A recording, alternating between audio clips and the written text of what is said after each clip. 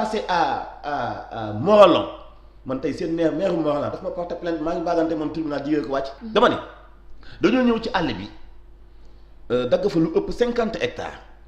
jox ko ay indiens ay multinationales ñu ni léegi yéen ñi moom tool yi kenn ku nekk benn hectare bu nekk da nga koy louer indien bi 35 ans hectare bu nekk muy coûter 500 000 francs. Imagine benn hectare suuf 500 000 francs location pendant 35 ans loolu nit mën na ko xalaat. bi ci gën a doy waar am ñu opposé wu ni ñun du ñu jaay parce que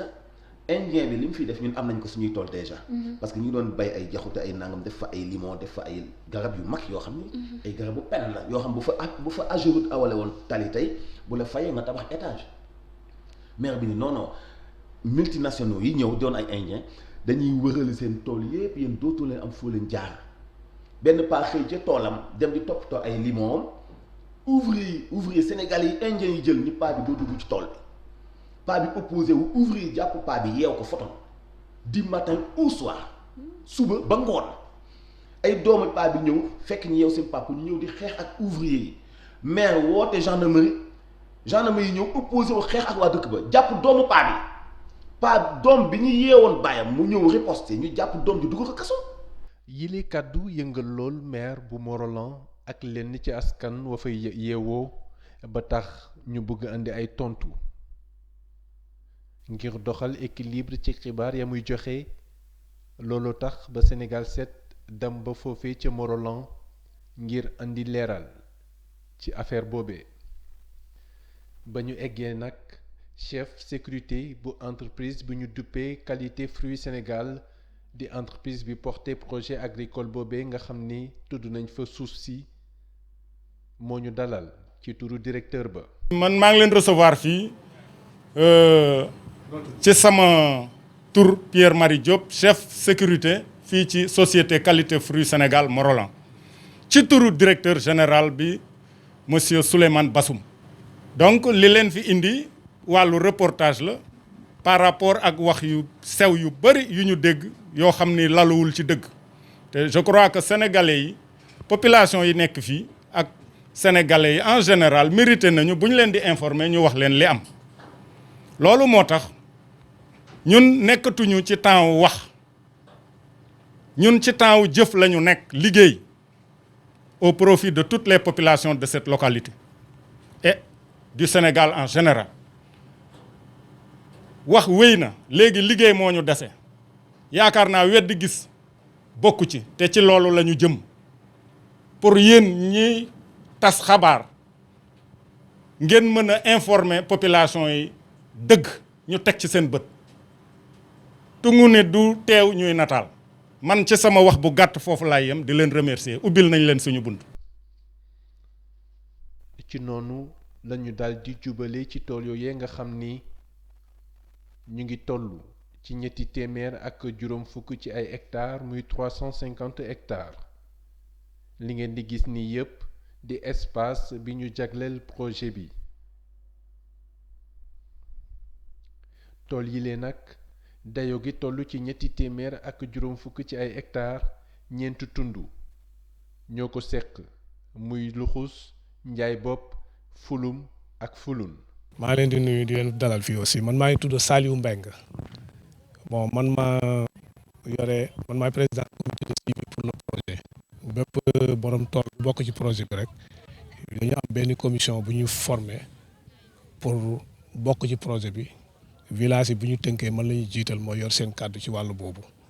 bon ñun ñooy liggéeyandoo ak projet bi liggéeyandoo ak commune bi liggéey population ci wàllu projet bi bon man dama am tool man fii am naa fi suuf 4 hectares 60 ar am naa ko fii sama papa am na fi ñaari tool sama yaay am na fi ñaari tool man ci ñi borom tool yi ci laa bokk société bi aussi man ci lay liggéey employé laa fi man maa chargé responsable constitution ci projet bi en même temps délégué personnel waaw léegi projet bi man ci ni mu ñëwee ci ñun c'est-à-dire ñun dañoo toog depuis mois de mars 2016 ñu toog suñu chef de village moo ñu woo mënuñu dafa am benn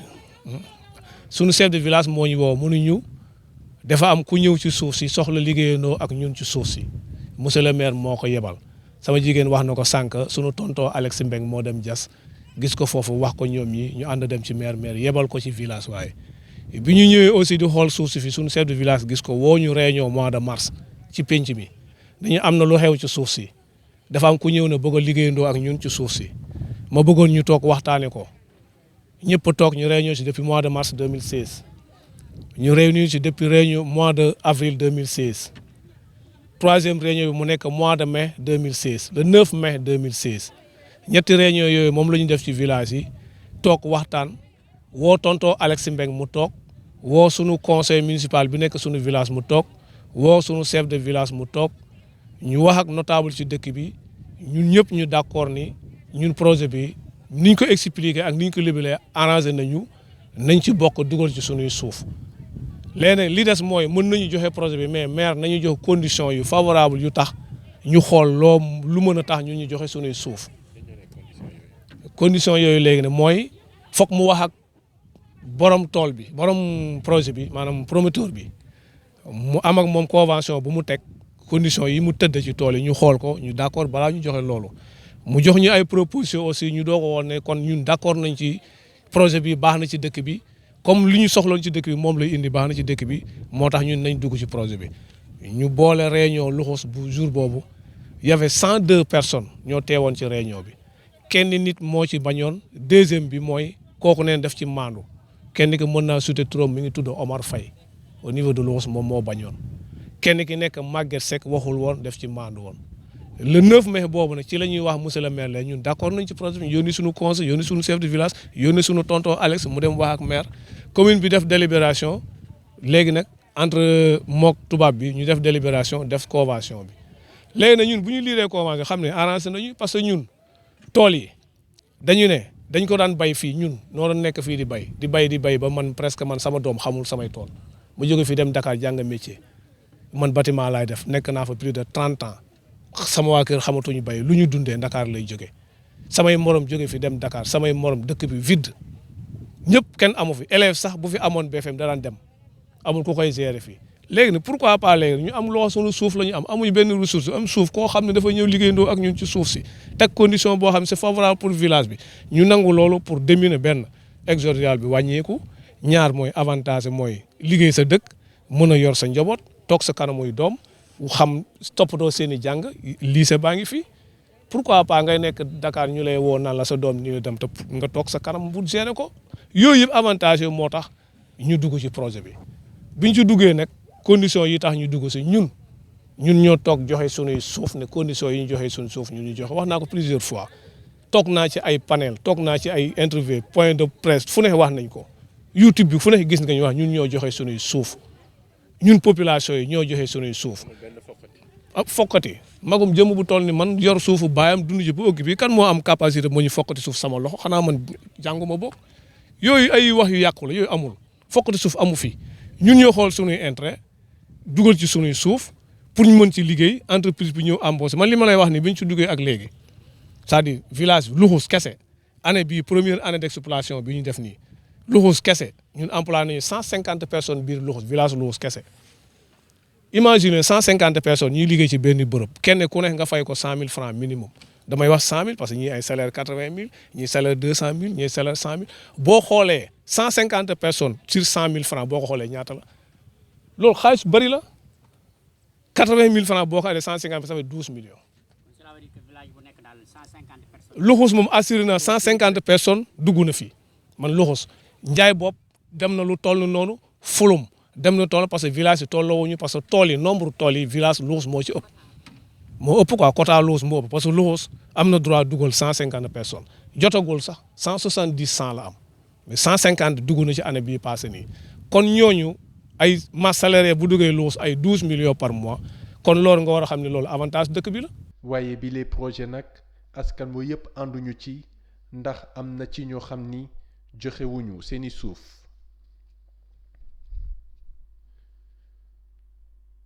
maa ngi tudd Mouhamadou Lamine Cissé may secrétaire général du syndicat bi en même temps délégué du personnel là ñun ñoo manager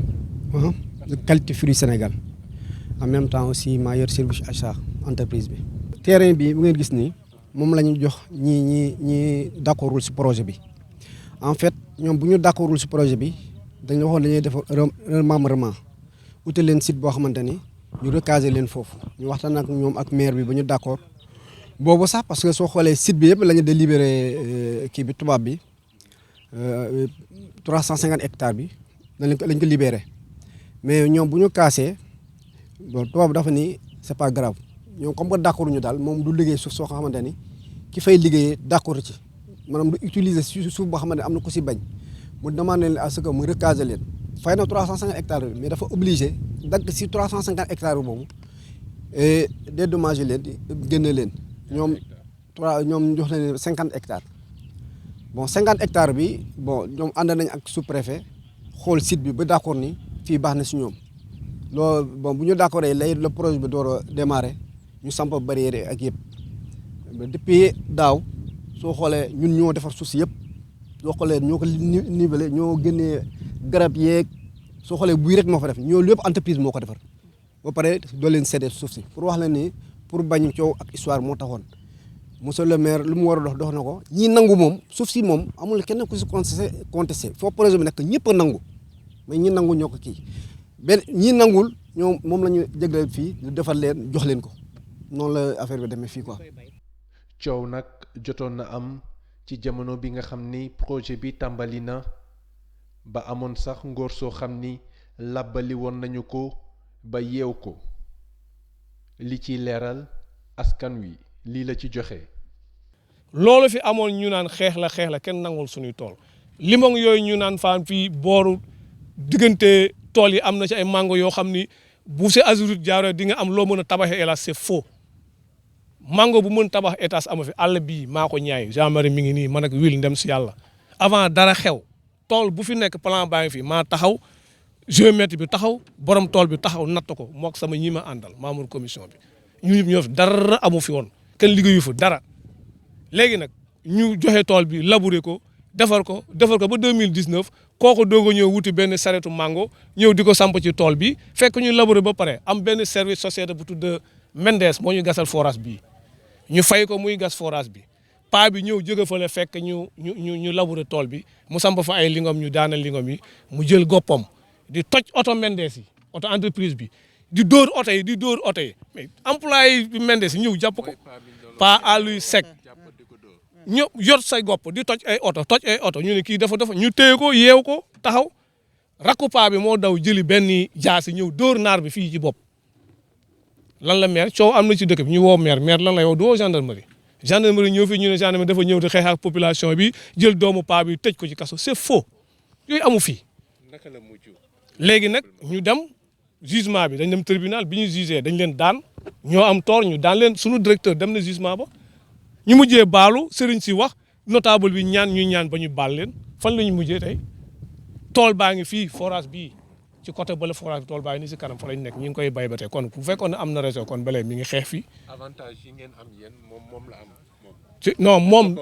moom dafa waxoon ni bokkul ci projet bi mu bokkul ci projet bi ñoom ñoo ñu projet comme ñun bokkuñu ci projet bi nañ leen remembrer feneen foo xam ne mën nañ fa gis seen bopp équivalence su périmètre bi ñu am ñu jox leen ko feneen sud baa ngi ne mën nañ fa dem mën leen ñu del foofu 33 hectares la ñu am ñi bañ ñu jël leen jox leen foofu mais ñuy wax ba ëpp sax ñu jox leen 50 hectares yoo xam ne pour ñu libérer ñu démarrer suñuy liggéey ñoom ñu dem faak seen sud baa ngi ne la 2 ans kenn du fi ci dara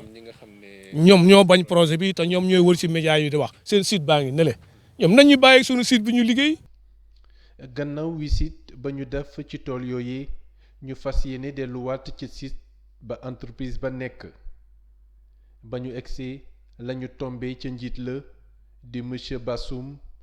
gannaaw ba ñu insisté nag ci la nangoo àddu kàddu yi la rotal. ni nit ki amee sañ-sañ ne sama tool day bokk ci projet bi. noonu la keneen kii amee sañ-sañ ne sama tool du bokk ci projet bi mais boo demee ba ne sa tool bokkul ci projet bi ñu jox la li nga moom léegi ana wax bi kon lu fi des amatoo fi benn droit gis ngeen lale ñoo ko moom aujourd'hui amul équivoque amul dara ñu bokkul ñu jot nañ seen suuf où est le problème quel est le problème qu'on veut avoir. léegi ñiy nangu ñu joxe seen suuf ñoom amul benn doole boo xam ne jaay na ko pour suuf si. est-ce que xam ngeen historique projet bi nit waa dëkk bi ñoo ñu woo pour ñun ñu ñëw liggéey ak ñoom seen jabar yi ñoo doon jógee fi 4 heures du matin di fi dellu 22 heures ñoom ñoo ne comme suba ah moo tax ñun bëgg nañu ngeen ñëw liggéey ak ñun au lieu ñuy jóg xëy fii di dem jas waa dëkk bi ñoo ñu woo on n'est pas venu pour dire où se trouvent les terres c'est les gens qui nous ont dit nous avons des terres et voici les terres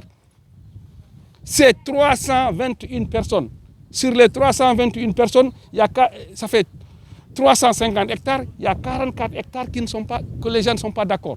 et on a enlevé le remembrement on a enlevé leur terre maintenant où est le débat on débat sur quoi les gens qui sont d'accord n'ont plus de problème on a clôturé ceux qui sont d'accord on a laissé ceux qui ne sont pas d'accord quel est le débat qu'on fait maintenant ah le Sénégal nag il faut que les gens arrêtent des débats inutiles où est le débat laaj nga sa yëf jox lan la mais léegi boo loo d'accordul amatul benn njëriñ parce que li nga d'accordul jël nga ko ah léegi lan lu ñu ci topp nag di wax ne non tu n'es pas d'accord kenn ñun fii yoruñ toolu kenn ku nekkul d'accord kon tool yi nekkul d'accord ñu ngi fale tool yu nekk d'accord moom la ñu clôturer mais où est le problème pourquoi les gens font des problèmes d'accord jot nga sa yëf demal mais d'accord jot nga sa yëf après man ma jël sama yëf nga may amerde di wax ne lan quoi et puis encore ngay xëy di rang liggéey. dafa am ku wax ne dafa am kenn ku fi amoon benn terrain mais dañ ko dóor takk ko loolu lan nga ci mën a indi ci leer. mais dafa ñëw toj oto yi. naka la tëddee véritablement. mais c'est très simple benn góor gi moo jógee ci dëkk bi ñëw ne kenn waru fi def teen forage mu fekk ay oto société jàmbur mu taxaw mu jël ileer. forage boobu ci terrain moom lañ ko doon defee. non moomu ko sax mu ñëw fekk foofu naar yi société Mendes mu waroon gas teen bi ñu gas teen bi moom mu xool oto yi mu jël ileeram toj oto yi gaayen bi ñëw jàpp ko tere ko toj oto yi après fi mu ko jàppee rakkam ñëw gor naar bi jaasi rakkam doomam ne ko fa woon mais qu'est-ce que la loi veut la loi est venue elle est intervenue gendarmerie moo ko yendaloo foofu il y a pas de quelque chose qui a été fait ici ça c'était au début le gars il a dit qu'on ne doit pas faire un forage c'était 1 mois 15 jours le forage était terminé à 11 heures les gens sont en train de prendre leurs bagages il vient avec une hilaire il casse les pare-brises de 2 voitures les propriétaires de la voiture l'ont saisi pour l'interdire de faire ça et la gendarmerie est venue elle a intervenu ñoom après on a discuté on est tombé en d'accord sur le remembrement on a dit chacun de vous a combien ici ñu ne ku nekk ñaata suuf nga fi am mu wax ñu fen parce que wax nañ fi lu amul mais pour bëgg jàmm ñu jox leen lu ñu moomul. ñaata lañ waroon am vérité. 22 hectares. ñaata lañ leen jox. 44 le double parce que y a tellement de gens tous les gens qui n'ont pas dit quelque chose ils ont dit qu'ils font partie d'eux mais préfet bi ak man ak maire pour bëgg jàmm ñu ne lu ñu laaj nañ leen ko jox ñu jox leen même lu ñu laajul ah nous on a fait des efforts ici il y a 1350 personnes qui ont travaillé ici. maire bu Morolan ngir am position am jot nañu jéem a jokkoo ak moom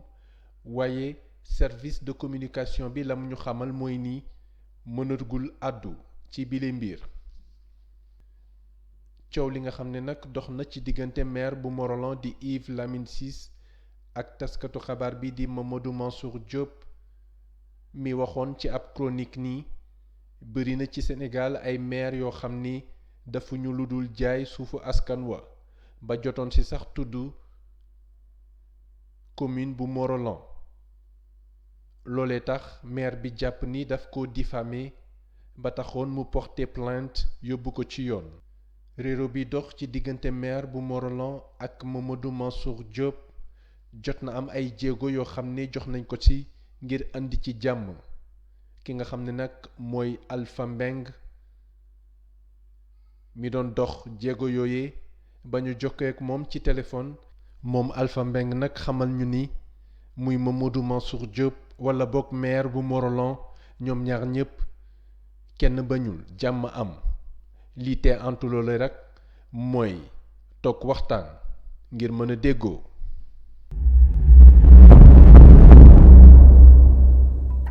cheetetetet mais yow sawaay yow fu ñu la fekk yaa ngi ci kanamu ordinateur bi wala sa kanamu tablette ba sa téléphone portable lu xew mais damay lire ay information waaw xoolal boo bëggee am ay information yu leer nañ et en temps réel duggal ci www.senegal7.com ay information yu wóor man de maa ngi application Sénégal 7 lépp lu xew dama koy jot ci sama téléphone ci tàng bi te nag application Sénégal 7 am ko yomb na da ngay dugg ci Play Store wala Apple Store nga télécharger ko rek xam li xew ci réew mi ak la xew ci bitim réew te nag dara du la ci umpu. Vous voulez des informations en temps réel? Cliquez sur www.senegal7.com. Sénégal 7, le roi de l'information en temps réel.